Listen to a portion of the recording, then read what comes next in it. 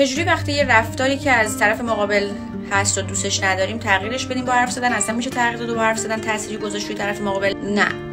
آدم‌ها رو به هیچ وجه نمیتونی تغییر بدی مگر اینکه من درست خودم رفتار بکنم با کسی که این علاقه به این رابطه رو داره، همچنان گوشی برای شنیدن داره و یک بار ما میتونیم یه سری چیزا رو بگیم، بقیهش در عمل کرده منه.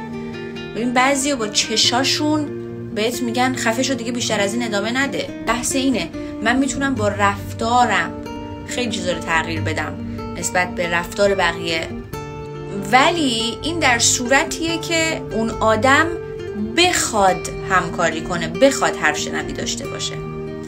این پذیرش مهمه. به خاطر همین خیلی سخت میشه برای روابطی که خیلی طولانیه، یعنی زمان زیادی گذشته و من زمان زیادی رو در اشتباه گذروندم، خیلی چیزا رو خراب کردم، دوباره برش گردونم، مگر اینکه علاقه باشه.